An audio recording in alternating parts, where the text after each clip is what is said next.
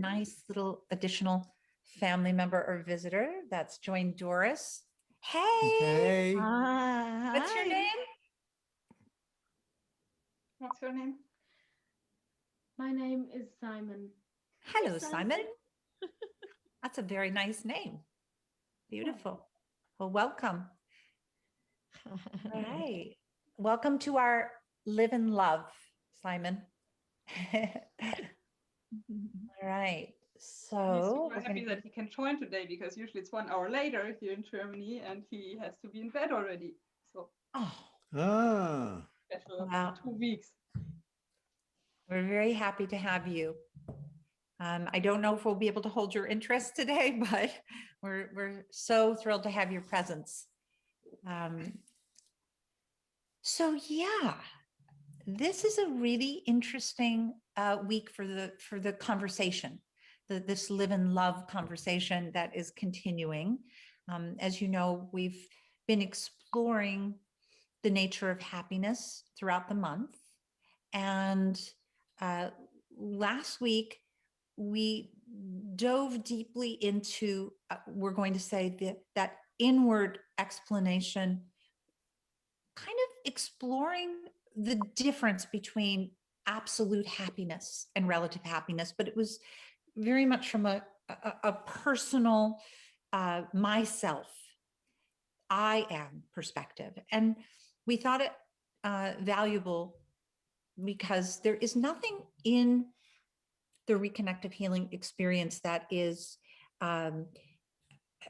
exclusively one directional, other than the receiving or the receivership of, we'll say, God, love, the intelligence of the universe. But everything that we explore is to observe not the experience exclusively, although for many who are new to the reconnective healing experience, the healing event, the transaction, or the gesture becomes such a focal point that for a while, not forever, often that becomes such a primary focus around understanding what is reconnective healing, or what is the reconnective healing experience, or this is what happened to me, or this is what I noticed. Well, we kind of hold on to the way we were introduced to something, or the way we first recognized it as it, unless someone actually posts a giant billboard on the side of the highway that says, keep looking, there's more back here, or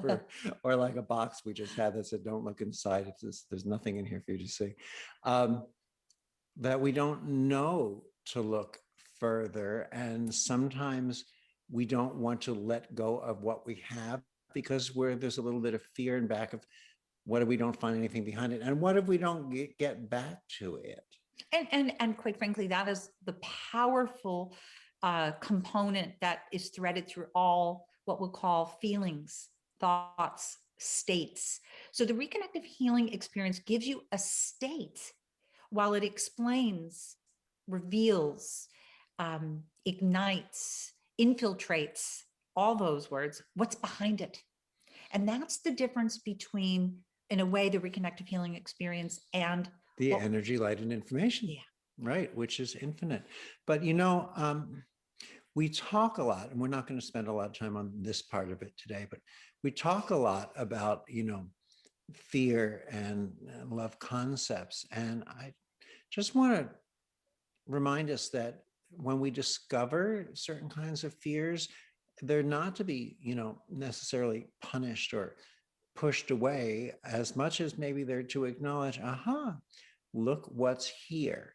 And then we get to release it. I mean, I had them in the beginning. I shared some of these with you, where I was afraid that if the air conditioner was blowing too strongly, it might blow the healing frequencies away. Or if there were too much noise, it would distract people, until one time you're out somewhere on a windy night or in a loud party, and suddenly, there's reason to facilitate a session there. You don't get to control these things. And we can release a lot of these fears. And some of the fears were, if I move my hands too far away and I stop feeling, will we find it again? And some of our other fears are, when we first recognize it a certain way, if we let go of that to discover more, we might be in fear that we might not find it again. And the limitation isn't about moving your hands away or what we let go of.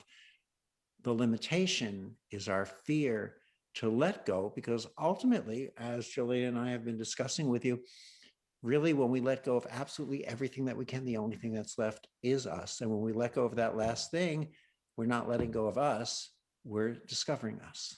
Yeah, we played a little around, and this will be important as we move into the topic here, that most of the time we are highly focused on the absence of awareness. Okay, and you know, Eric just brought the idea of fear into the conversation, but or the absence of awareness that we are, because awareness is never really gone, because we are awareness, but sometimes we're not aware that we're aware. And actually the core of what we're always looking at, which is what sort of lies behind, again, the transaction or the gesture, the healing results, the inquiry, is in a way the understanding of awareness of absence, awareness of absence, the absence of the qualified feelings or thoughts that are quite transient, that are very finite. So, but again, the awareness of absence really should not be confused with the absence of awareness. yes, the awareness of absence is what we are looking at often when we are amidst energy, light, and information. We become aware of the absence of our experiences being so fine, important and qualified as, in this case, the defining of our happiness or the quality of our relationships. And when we play in the before, which we'll call the before, the energy, light, and information, the beyond being experience itself, when we play and that, we'll say, limitation begins to soften, and what is always in the background, shining, the true nature of our being moves more into the foreground of awareness, then it is the awareness of absence that begins to become quite profound for us. So we've gone off into some exploration that was not totally a part of today. So let us bring you now into today's Live in Love. Exploring happiness in relationships might be easier in a way if we start with the root sense of separation, because the fundamental conflict in the, I'm going to say, the elements between two apparently separate entities, Eric and Jillian, you know, Barbara and Harry, Cecilia, right? And Ariel. So we are limited in a way in our ability to perceive oneness in the way that we are always in a conversation about, when we do have two apparently separate, what appear to be two separate entities. But once that falls away, the relationship ceases to be perceived as a relationship between two entities sort of trying to derive love from one another, or contentment or security. And this is an interesting paving the way for it to be I'm going to say, a more real, or the reality of love and intimacy. And as the energy, light, and information, we say the infiltration of the energy, light, and information informing you, the person, of what your true reality is, something very spacious and peaceful emerges. And we're going to try to show you, using all of you as an example today, how that has actually happened and how you might recognize it. I'm going to reserve this until later. Okay. But yes and no. There is a beautiful statement. God needs our mind to know the world. Another way of saying that is energy, light, and information must experience itself through each and every one of us to know itself. Not it as an it, where there's an accommodation in the language of that, but that is an important quality in this conversation. So we've mostly been discussing happiness, really, mostly in our intimate relationships. And really, when we talk about that relationship with now I'm not talking about, we're talking about with the presence of being as happiness, the reality of, let's say, our infinite being prior to all experience and content and feelings and thoughts. And this is an inward inquiring, an inward inquiry, hard for me to say, inquiry. Okay, I said it once and you'll just have to remember it if you want to hear me say it again. So this is an inward inquiry that eventually leads us to turn around and to walk outward once again. In other words, after the inward inquiry, that's 3 times I said it, it leads us to be able to turn around and then walk outward again to engage with objective reality, the objective reality, where I'm doing something with words today, aren't I? In our finite life. You think there's something in that tea I'm drinking. What is the reality of the otherness relationships? That becomes the question to explore. So just let's pause for a second. We're going to ask you to get a piece of paper and a pen or something that you can write with, because we're going to go into some questions here for a moment. So Eric is posing the question, what is the reality of otherness in relationships? So let's even look at Doris and Simon. There, we were looking at a mother and her son. And how can we so knowingly say that in this inquiry, we are aware that we are aware. Doris is aware that she is awareness, and that Simon is, in a way, a finite relationship. He's a finite experience in the, I'm going to say, the finite part of her existence as a mother, and Simon is a fantastic kid who is having the experience of growing up, and Doris is his mother. So here we have this relationship. We would call it otherness. And yet, and I don't know if Simon plays with the frequencies at all, but Doris knows that when she plays with the frequencies, and this would be a good question, how does the nature, or what is the nature of your perception of Simon? Is the identity or the personality of you as the mother and him as how and in what way does that appear for you? Do you want to share that for a second? If you have a thought for that.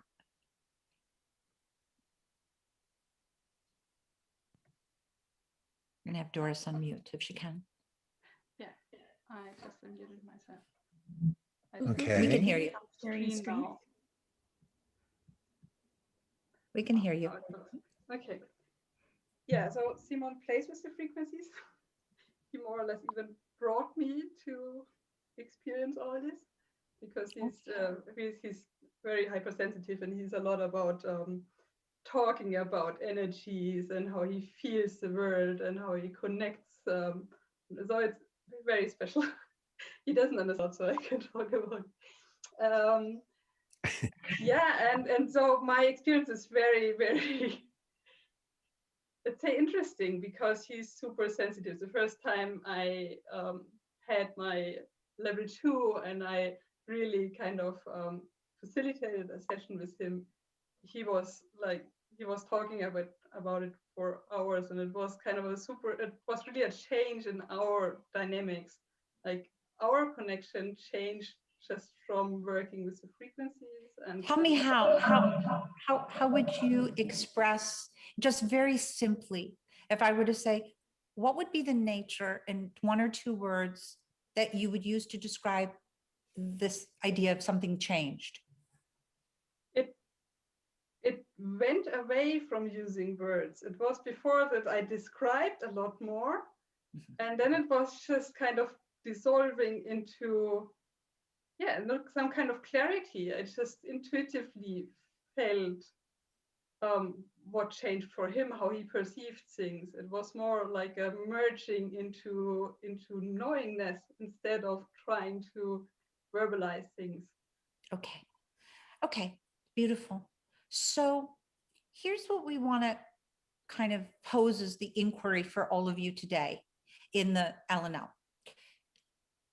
Why do you feel openness and freedom together as a group of friends or people or individuals, as we appear weekly, sometimes twice a week, sometimes multiple times a month? Most of you don't know each other than through these conversations or exchanges. So we'd like you just to write down a few thoughts.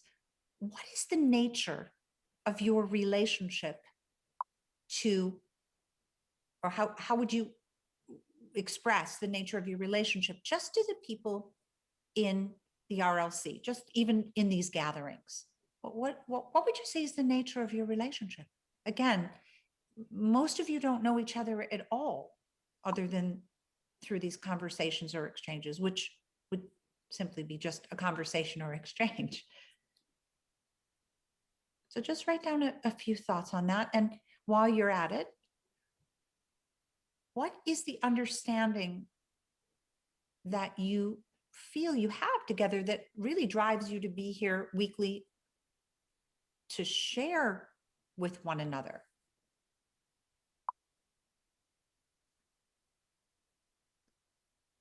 And then Well, take a moment and just write down those thoughts for a second, then we'll give you a couple more.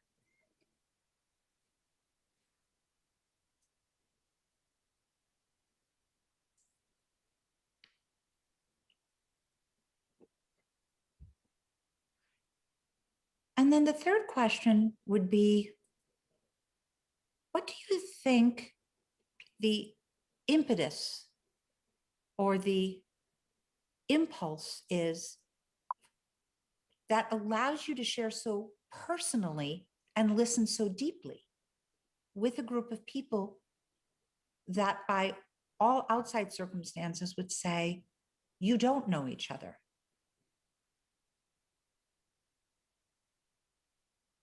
Certainly from a psychological perspective. You don't really know each other at all that way, at least from an in-person perspective. So just take a couple moments to just jot your ideas down.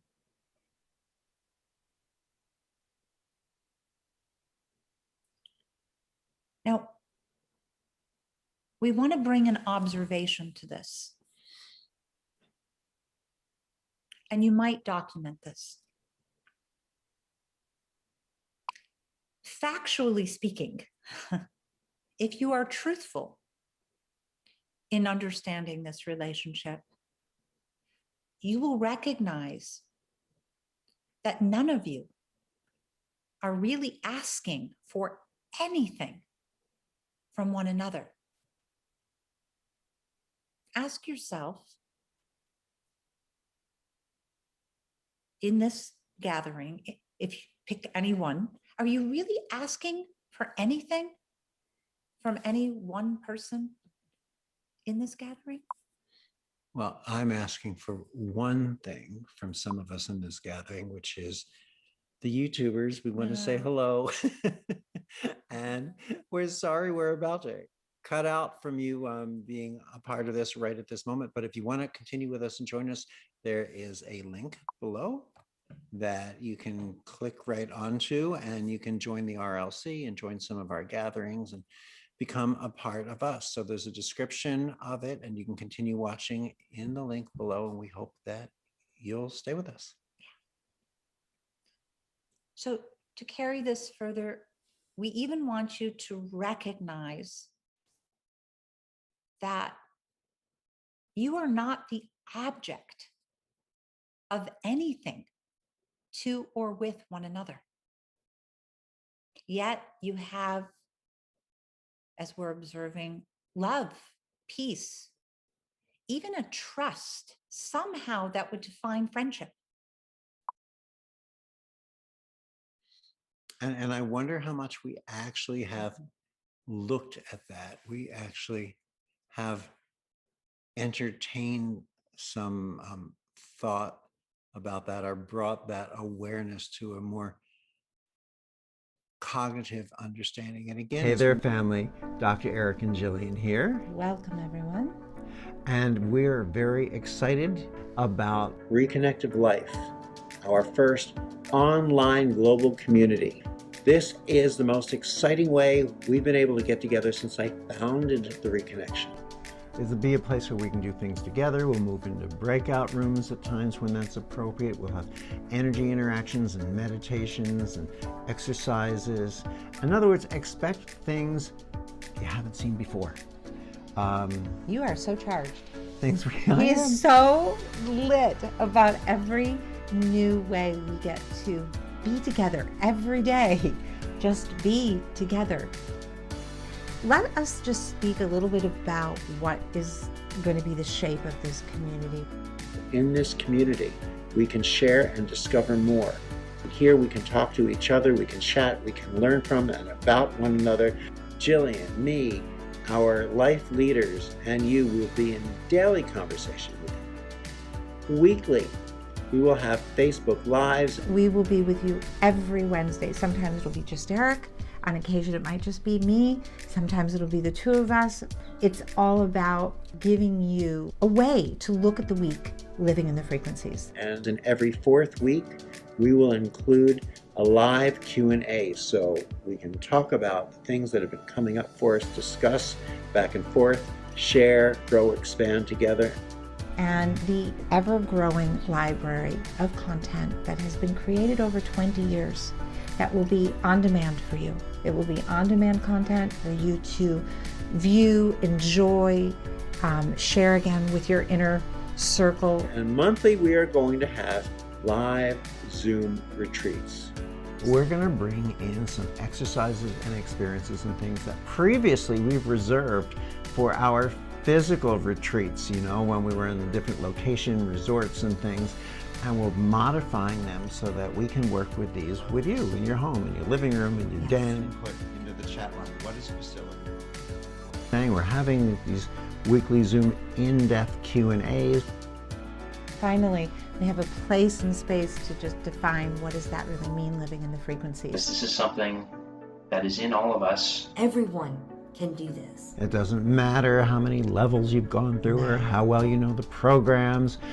It's a community that allows us to recognize how interrelated we all are as receivers of energy, light, and information. See you there. Reconnective Life, living in the frequencies every day.